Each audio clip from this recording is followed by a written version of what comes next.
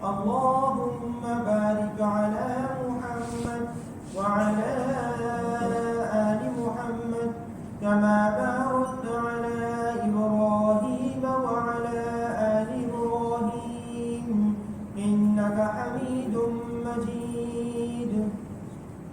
میرے واجب الاحترام معزز سامعین، اللہ تعالیٰ کا لاکھ شکر ہے، اللہ تعالیٰ نے ہم سب کو ایمان کی دولت سے منور فرمایا ہے، وہ ساتھ ساتھ ہم سب کو نبی کریم صلی اللہ علیہ وسلم کی امت میں پیدا فرمایا.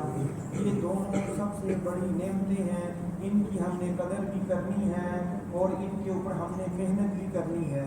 جب قدر ہوگی پھر محنت کا شوق اور جذبہ بھی پیدا ہوگا، جب محنت نہیں ہوگی پھر شوق اور محنت کا جذبہ پیدا ہی نہیں ہوتا، وہ جو ابھی موجودہ ہمارے حالات ہیں.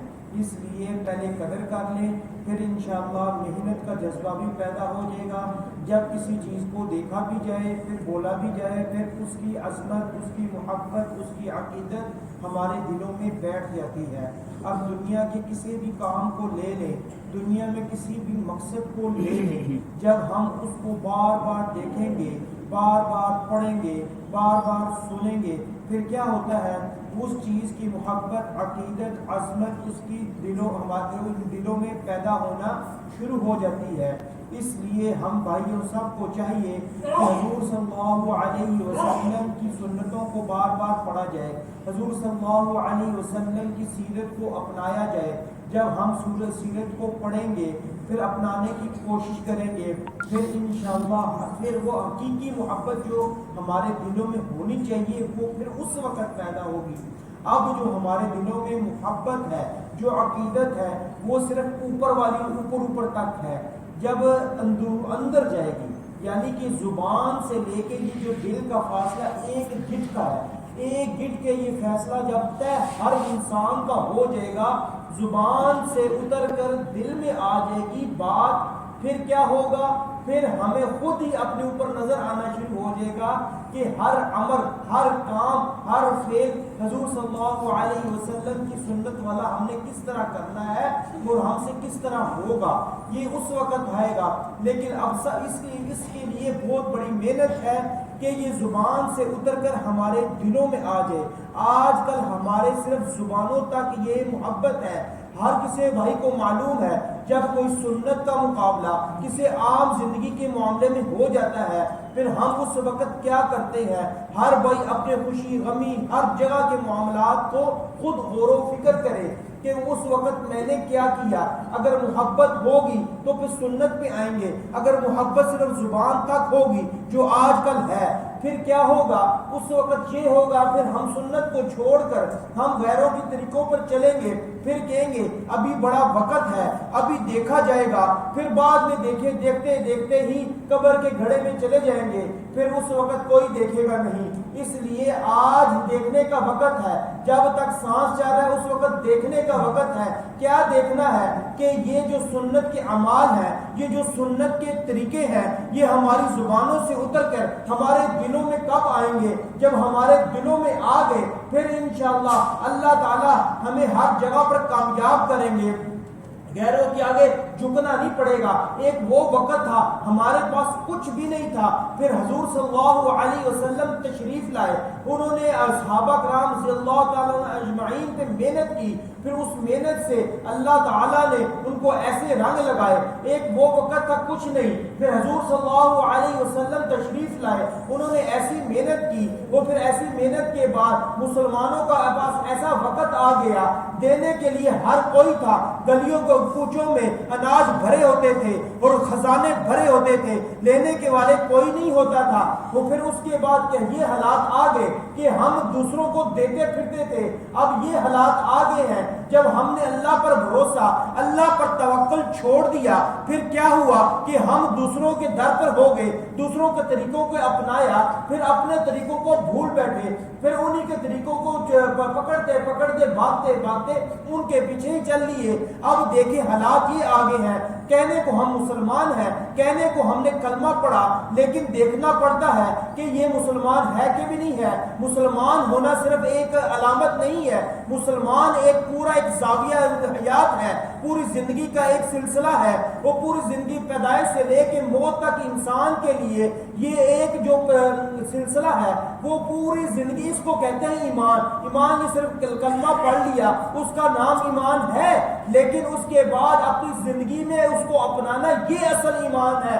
ہم یہاں پہ کلمہ پڑھا، وہاں پہ دکان پہ 2 نمبری کریں، یہاں پہ کلمہ پڑھا وہاں پہ دوائیاں زیادہ لکھیں، یہاں پہ کلمہ پڑھا وہاں پہ عدالتوں میں جھوٹی گواہیاں دیں، یہاں پہ کلمہ پڑھا وہاں پہ پارلیمنٹ میں 2 نمبر کام کریں، یہ کلمہ نہیں۔ کلمہ تو یہ کہتا ہے، کلمہ ہمیں کیا سکھاتا ہے؟ کلمہ یہ سکھاتا ہے کبھی جھوٹ نہیں بولنا، جس عہدے پہ بھی، جس مقام پہ بھی، جس جگہ پہ بھی آپ ہو، اس مقام اس مرتبے کی عزت بھی کرنی ہے، اس کا حقوق بھی پورے کرنے ہیں۔ ڈاکٹر کو اپنے حقوق پورے کرنے ہیں، وکیل کو اپنے حقوق پورے کرنے ہیں، وہ جو جس ادارے میں جس جگہ پہ لگا ہوا ہے وہ اس کو اپنے پورے حقوق کرنے ہیں۔ ہم یہ نہیں کہتے دوسری تعلیمات نہیں کرنی، دوسری تعلیمات کے ساتھ ساتھ جب ہم سنت پہ بھی اپنائیں گے پھر انشاءاللہ سارے ادارے مضبوط ہوں گے، ساری جگہیں مضبوط ہوں گی۔ اب کمزوری صرف اس وجہ سے ہے کہ ہمارا ایمان کمزور ہو گیا، ہمارا اللہ پر بھروسہ توکل نہیں رہا۔ جب اللہ پر توکل و بھروسہ ہوگا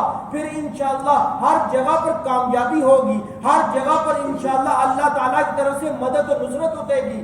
پھر کیا بنی اسرائیل کا دیکھیں معاملات آپ کے سامنے، قرآن پاک میں بار بار ان کے واقعات ذکر کیے جاتے ہیں۔ اس وجہ سے نہیں، وہ کہانیاں نہیں ہیں، وہ اس وجہ سے ان کو پڑھو، ان کو دیکھو کہ وہ کس وجہ سے اللہ تعالیٰ نے ہمیں ذکر کی ہے کہ انہوں نے بھی حالات ان کے اوپر ایسے آئے، وہ ہر موقع پر توبہ کرتے پھر اسی کاموں میں لگ جاتے، پھر وہ توبہ کرتے پھر ان کے اوپر ٹڈیوں کا عذاب آیا، خون کا عذاب آیا، چوہوں کا عذاب آیا۔ یہ کس وجہ سے ہے؟ اب یہ دیکھیں، اب ہمارے اوپر کبھی بارشوں کا، ان علاقوں میں بارشیں ہوئی جہاں پہ ہوتی ہی نہیں تھی، اب وہاں پہ پانی آیا جہاں پہ پانی کبھی گزرا بھی نہیں تھا۔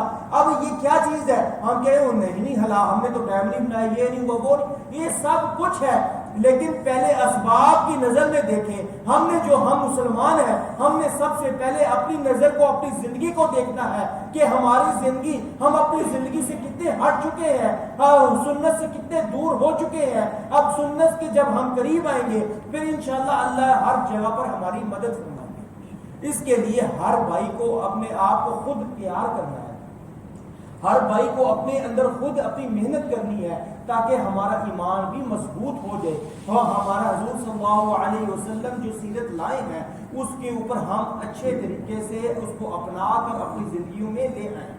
اس لیے اللہ تعالیٰ نے جو سب سے بڑی نعمت دی ہے وہ ایمان کی نعمت دی ہے، اس پہ اللہ تعالیٰ کا شکر ادا کریں، کیونکہ نبی کریم صلی اللہ علیہ وسلم نے ارشاد فرمایا 100 سالہ کافر بھی ایک بار سچے دل سے کلمہ پڑھ لے، لا الہ الا اللہ محمد رسول اللہ، اللہ تعالیٰ اس کے پچھلے تمام گناہوں کو معاف فرما دیتے ہیں۔ یہ کتنی بڑی نعمت ہے، اس لیے صبح و شام ہم سب کو کلمہ پڑھتے رہنا چاہیے۔ نہیں معلوم کہ ہم صبح و شام کون سے ایسے الفاظ کہہ دیں، اور نہیں معلوم ہم کہہ دیتے ہیں، وہ کئی میسج ایسے ہوتے ہیں وہ کہ ہم بغیر پڑھے آگے کر دیتے ہیں، اور انسان وہ دین اسلام سے نکل جاتا ہے، وہ معلوم ہی نہیں کہاں سے کہاں نکل جاتا ہے۔ اس لیے ہر بھائی کو چاہیے صبح و شام اپنے ایمان کی تجدید کرتے رہنا چاہیے، ایمان کو تر و تازہ کرتے رہنا چاہیے۔ وہ کیسے ہوگا؟ وہ کلمہ پڑھنے سے، لا الہ الا اللہ محمد رسول اللہ، یہ جب ہم سچے دل سے پڑھیں گے، اس کو بار بار بولیں گے، ہمارے دل میں انشاءاللہ سچی محبت، عقیدت، عظمت ہمارے دلوں میں بیٹھ جائے گی۔ اس کے بعد اللہ تعالیٰ نے ہمیں سب سے بڑی نعمت عطا کی، دنیا میں اللہ تعالیٰ نے ہم نعمتوں کو گننا چاہے تو گن نہیں سکتے۔ آپ جس جگہ پہ بھی جائیں، اگر ہسپتال میں چلے جاتے ہیں آپ کو رنگ رنگ کی بیماریاں نظر آتی ہیں، اور پھر اس وقت ہمارے دل میں وہ اللہ تعالیٰ کا شکر پیدا ہوتا ہے، یار اس کی تو آنکھ ہی نہیں، اس کی تو کان ہی نہیں، اس کو یہ بیماری لگی، اللہ تعالیٰ نے مجھے سب بیماریوں سے پاک پیدا کیا، پھر بھی میں اللہ تعالیٰ کے سامنے جھکتا نہیں ہوں، میں اللہ تعالیٰ کے سامنے گڑگڑاتا نہیں ہوں۔ یہ اس وقت قدر کرے اللہ تعالیٰ نے ہمیں کتنی نعمتیں دی، لیکن اللہ تعالیٰ نے ہمیں بے شمار نعمتیں دی، آنکھ دیے، کان دیے، ہاؤ پات، اور پھر اس کے بعد سورج چاند، ہر نعمت دی۔ لیکن اللہ تعالیٰ نے ہمیں یہ نہیں جتلایا کہ میں نے تمہیں اتنی نعمتیں دی، لیکن ایک ایسی نعمت دی جس کے بارے میں اللہ تعالیٰ نے فرما دیا میں نے تمہیں بہت بڑی نعمت عطا فرمائی ہے۔ وہ کون سی نعمت ہے؟ وہ نبی کریم صلی اللہ علیہ وسلم کی ذات ہے۔ وہ ایسی نعمت ہے اس کا کوئی دنیا میں کوئی دوسرا مقابلہ ہو ہی نہیں سکتا۔ اب وہ ایسی نعمت ہے، اس نعمت کے اوپر چلتے ہوئے، اس نعمت کو اپناتے ہوئے انشاءاللہ آپ دنیا میں بھی کامیاب ہوں گے، آپ آخرت میں بھی کامیاب ہوں گے۔ اس لیے اس نعمت کو ہم نے اپنی زندگی میں اپنانا ہے، اس نعمت کو ہم نے دنیا میں لے کر چلنا ہے۔ اب دنیا میں آنے کا صرف مقصد ہی یہی ہے کہ ہم اللہ تعالیٰ کے اوپر ایمان لانے کے بعد نبی کریم صلی اللہ علیہ وسلم کے تمام طریقوں کو اپنی زندگی میں اپنا لیں۔ یہ ایمان کا اصل مقصد یہی طریقہ ہے۔ اور اس کے بعد جب ہم حضور صلی اللہ علیہ وسلم کی سیرت کو پڑھیں گے اور اس سیرت کو جب ہم کھولیں گے پھر ہمیں معلوم ہوگا کہ میں نے اپنی زندگی تو ساری کی ساری ایمان سے دور گزار دی، سنت سے دور گزار دی۔ حضور صلی اللہ علیہ وسلم نے ایسے موقع پر ہمیں یہ حکم دیتے تھے۔ حضور صلی اللہ علیہ وسلم نے عورت کو آ کے ایک مقام دے دیا اور عورت کے ماں کے بارے میں الگ فرمایا، بیٹی کے بارے میں الگ فرمایا، بہنوں کے بارے میں الگ فرمایا، ماں کے بارے میں کیا فرما دیا نبی کی۔ اب یہاں پہ ہم سب نماز پڑھنے کے لیے آئے، کس وجہ سے آئے؟ کہ اس دنیا میں کامیاب ہو کے ہمیں آخرت میں اللہ تعالیٰ جنت عطا فرما دے۔ دنیا میں جو نیکی کرتے ہیں، زکوٰۃ ادا کرتے ہیں، خیرات کرتے ہیں، حج کرتے ہیں، اس وجہ سے کرتے ہیں تاکہ ہمیں جنت مل جائے۔ اور نبی کریم صلی اللہ علیہ وسلم نے ارشاد فرمایا تمہاری جنت تمہارے ماؤں کے قدموں کے نیچے ہے، اس لیے اپنی ماں کی قدر کر لیں، اپنی ماں کے ساتھ، اپنے والدین کے ساتھ محبت اور عقیدت کے ساتھ پیش آئیں، ان سے ہر بات میں مشورہ کیا کریں، ان سے ہر بات کی جب کوئی ہم کہتے ہیں ہم جوان ہو گئے، ہمیں ساری سمجھ آتی ہے، یہ والدین تو پرانے دور کے ہیں، ہم ان سے پوچھتے نہیں، دوستوں سے پوچھتے ہیں، بیٹیاں سہیلیوں سے پوچھتی ہیں، ماؤں سے پوچھتی نہیں ہیں۔ ہم یہاں پہ یہ کہتے ہیں کہ آپ کے ساتھ اس وقت دنیا میں کوئی مخلص واحد رشتہ ہے، وہ ایک والدین کا ہے، اس کے علاوہ نہ بیوی مخلص ہو سکتی ہے، نہ آپ کے بھائی مخلص ہو سکتے ہیں۔ جو دنیا میں ایک واحد رشتہ ہے وہ والدین کا ہے۔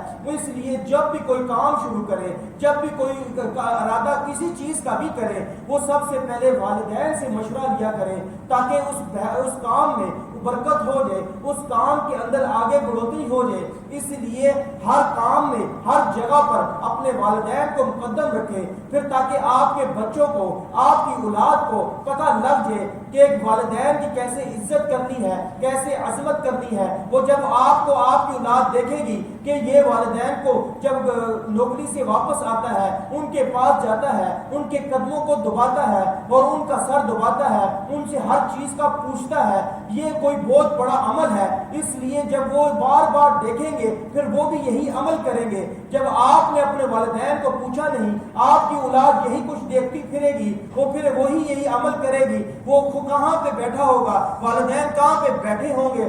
اس لیے اپنے آپ کو خود، اپنی درسگاہ کو خود صحیح کرنا ہے۔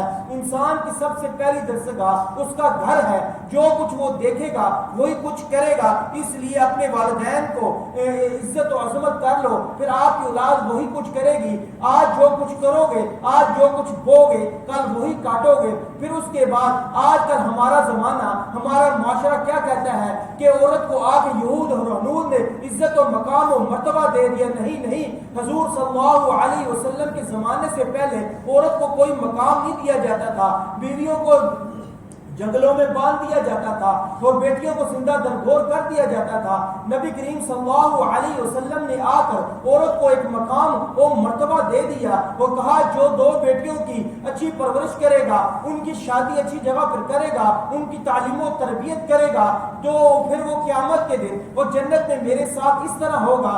اپنی ان دو انگلیوں کی طرف اشارہ کیا، جس طرح یہ دو انگلیاں اگٹھی ہیں وہ جنت میں میرے ساتھ ہوگا۔ اتنا مقام و مرتبہ دیا کہ بیٹیوں کے ساتھ عزت کرو۔ یہ نہیں جن کی گھر میں بیٹیاں پیدا ہو جائیں وہ لوگوں سے اپنا چہرہ چھپاتے پھرے، نہیں، اپنی بیٹیوں کو عزت اور مقام کا مرتبہ دیا کرو۔ علماء کرام کیا کہتے ہیں؟ جن کے گھر میں بیٹیاں پیدا ہوں اور بیٹے بھی ہوں، وہ جب باہر سے سے کوئی چیز لے کے آئے وہ سب سے پہلے وہ اپنی بیٹیوں کو دے. وہی مقام و مرتبہ جو بیٹوں کو دیتا ہے وہی بیٹیوں کو دے. یہ نہیں ان کو اور اچھی اسکولوں میں تعلیم دو اور بیٹیوں کو یہ کوئی نہیں, دونوں کو ایک طرح کی چیزیں دینی ہے اور ان کے بعد وراثت میں ان کا پورا حصہ دینا ہے. اب یہ لوگ آج کل بہت کہتے ہیں کہ میں نے اس کی شادی پہ بہت خرچ کیا, میں نے بہت جہیز والی لالچ میں نے اس کو بہت زیادہ دے دی ہے, اب اس کا میرے پاس کچھ بھی نہیں ہے, سارا کچھ تو میں نے لگا دیا. وہ دینا وہ آپ کی وراثت کا حصہ نہیں بنتا,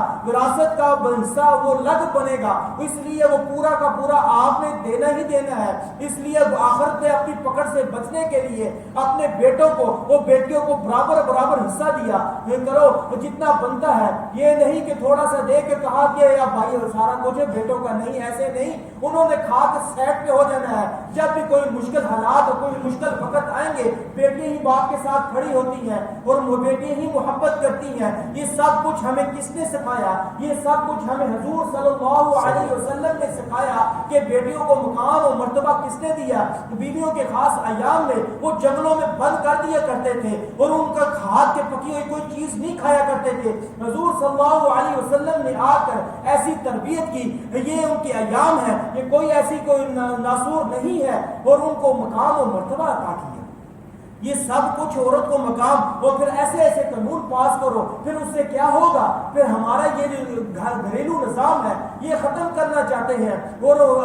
اور یہ جب گھریلو نظام ختم ہو جائے گا پھر اس کے بعد پھر انسان کی فکر ہی ختم ہو جائے گی, انسان کی اصلیت ہی ختم ہو جائے گی. اس لیے ہم سب بھائیوں کو کیا چاہیے؟ اپنے گھر میں ہر کسی کا مقام جو ایک ہے اس کو پورا کرنا ہے, اس کی عزت و عظمت کرنی ہے. یہ سب کچھ ہمیں, میں نے تو 2 منٹ آپ کے ساتھ بیان کر کے بتا دیا, لیکن اصل چیز اس وقت ہے کہ آپ خود سیرت کا مطالعہ کریں.